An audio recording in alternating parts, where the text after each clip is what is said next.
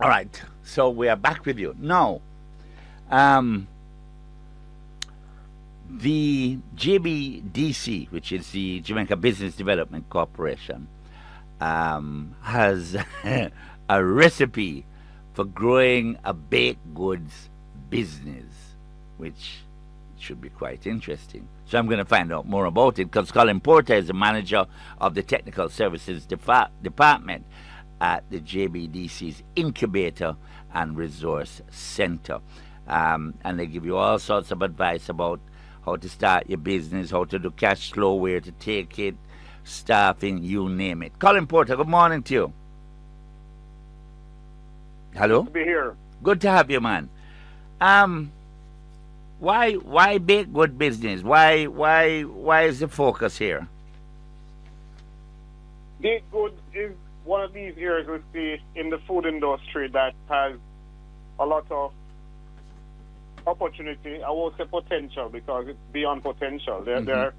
We're famous for certain kind of baked products in Jamaica. You just mentioned the word bun, and that's a whole industry by itself, right? Of course, the traditional stuff like the breads and the puddings and the cakes and so on have always been good sellers. However, like most other areas within the food industry, we're seeing certain trends on the rise and dominating now, especially those that speak towards healthier options, generally speaking. Persons are looking for gluten-free baked products. They're looking for vegan-friendly alternatives, reduced sugar options, things that support gut health and healthy diets and so on, those who are diabetic and so on. So there are lots of opportunities within the sector, and we have been seeing clients coming to us making options, come with options that we're helping them to develop and make into commercially viable products for the market. Okay. Yeah, I thought we had maybe a saturation of the market, but there is a suggestion that there may well be more opportunities now. There are. So, and I'll give you one example where we see opportunity and some people responding to it time on. Bread. We have a whole wide variety of bread, from Yes. white flour, bran flour, wheat flour, etc. Yes. Recently, we conducted a sourdough workshop. Sourdough is one of those methods of making bread which promotes gut health and Yeah, man. and some enzymes Remember, and it came to the fore during COVID. Everybody was making their own bread. exactly. And sourdough bread has those health benefits. Mm-hmm. And so we recently conducted a workshop that was oversubscribed. We had to do it a second time. And we're seeing persons in the market now offering sourdough options. So there are always opportunities, and it's for us to help our clients how to scale. You probably start, as you know, deal with a lot of micro entrepreneurs, Mm-hmm. and they may want to know scale from a kitchen size operation to a larger type production base, so we can help them to scale until you can get to put in your own bigger facility. We have our incubator here at Marcus Garvey Drive, where persons can come in, get the technical support, how to scale, do your production through our incubator. We can guide you with design and packaging support as well, and branding, to ensure that you get your product out there on the market. Mm-hmm. And we have several clients who come in and use our incubator for that purpose. Okay. So, and I guess one of the things is stock, is knowing how much stock you need, how much Correct. product you need to sell, in order to be profitable, and I'm assuming you give them all that sort of advice as Oh, to, Definitely. so that Our they do have team- 15 loaves sitting down there. Right. Exactly. So you know what your demand is, what your production capacity is. So with our team in JBDC provides across the board support. So from the business strategy, you have to figure your business model, who your market is, who your customers are, how you're going to distribute to them, what the demand is like, what your production capacity is. and we work with you to balance all of that. And once demand grows, how can you scale up now from current demand to an increased demand? How can you supply that? So we have teams across different departments which help you across the way, including your marketing strategy as well, and putting together a marketing plan so people will know about you amidst all the competition which may be out there. Mm-hmm. You know, so we try to cover all areas of business that will allow the individual entrepreneur to grow their business. Some people feel them know everything. Do you get a lot of people coming in really asking for advice to help them on their way? We do, you know, we do. And, you know, it's interesting when I say some people think they know everything. Mm-hmm. It's always interesting because we get persons who think they know everything. I would think people who think they don't know nothing. And then those come in and realize, oh, I do know something. Uh-huh. A lot of it is about context. Because we don't pretend that we'll teach you everything. You have to learn some things on your own. You have to come to the table with some things. But there are people who may have been baking and making big products for the last 25, 30 years. Yeah.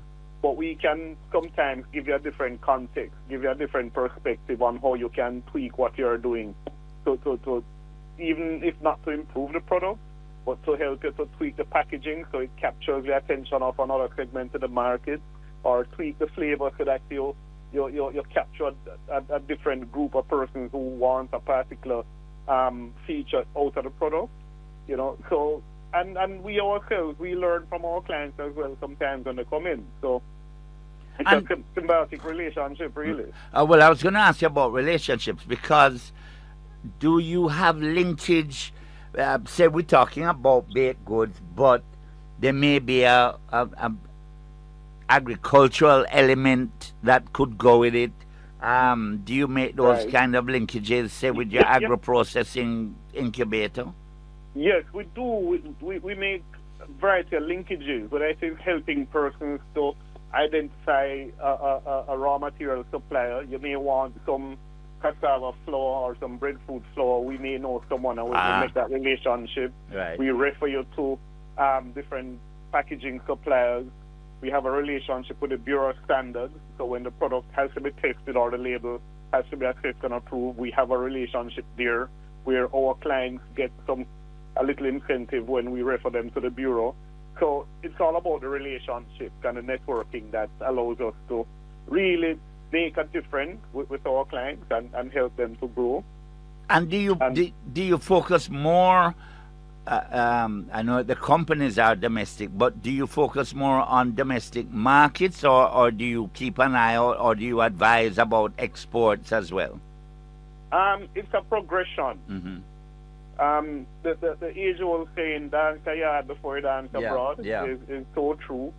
And for us, it is about first meeting the local standards, which are comparable to international standards, generally speaking. Each international market will have its own peculiar standards and regulations, but we start to ensure that products first meet what is required for the Jamaican market.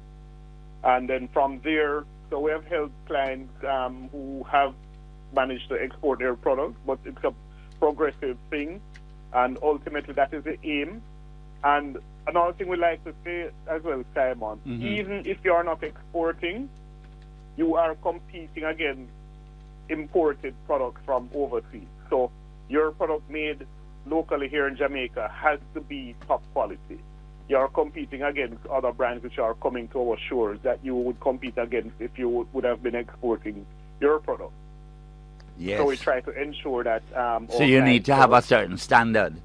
Definitely so. Yeah, which is a change maybe from the way we operated in the past. You know, we catered to the Jamaican market, but that palette has changed because of those imports over the years. Exactly right. The Jamaican palette has gotten accustomed to the best taste from all over the world without leaving Jamaica, so we have to ensure that we can compete.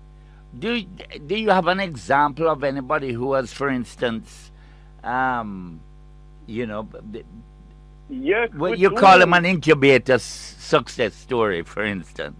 Yes, yeah, man, we have several. Who comes to mind immediately is a client. Her brand name is Nisha's Island Vibe. Renisha, and Okay. Renisha Wilson, and she first came to us a few years ago with just the idea of a product, right? And through working with her, we were able to help her to develop what we call a traditional Jamaican fruit cake. She now has a fruit cake mix among other products. And so we've worked with her. She came with the idea. The product wasn't yet fully developed for the market. Work with her. So she's now doing the full Jamaican cake. So you can get a cake from her. But she has transitioned now where she's offering it as a cake mix, as a dried mix. So it has all of the ingredients, and then you go home and you finish the cake yourself, which is another innovation that we see with a lot of Jamaican baked products, that you don't just buy the ready-to-eat baked good, but you have it in a form which has a longer shelf life, packaged differently, and you go home and you prepare it and bake it yourself. Okay. And we have others doing that with vegan cake mixes. We have persons doing French pastries and a whole variety of products. Excellent. So we have quite a bit of clients who come in and they book the incubator. So, and they work with our technical team to ensure that their production meets those standards that we're talking about. We spoke to your colleague in Montego Bay, but the incubator in town is, where is it, Marcus Garvey? It's on Marcus Garvey Drive, on the Garment Free Zone Complex. Okay. And they can find you on www.jbdc.net, no so? That is correct. Jbdc.net. Once you go there, then you see all our phone numbers and our other contacts. You can call us to book an appointment. Our technical team can speak to you and advise you on the next step. Also importantly, I just want to push in, Simon, that although we have this incubator physically located in Kingston, and persons in other areas may say, but how are you going to help me? Yeah. Now, even if you have your own little home base set up or your own facility, our team will also go out into the field to visit you as well and see how we can help you in your space. So, to grow, to scale as much as is possible, and guide you on a path of growth. You know, so not just limited to the incubator physically in Kingston, but we also come to you. Excellent. But we're open to having clients from wherever, as long as it's convenient, to visit our incubator at Marcus Garvey Drive. Colin Porter, Manager of the Technical Services Department at the JBDC's Incubator and Resource Center. Thanks for your time this morning. My pleasure. All right.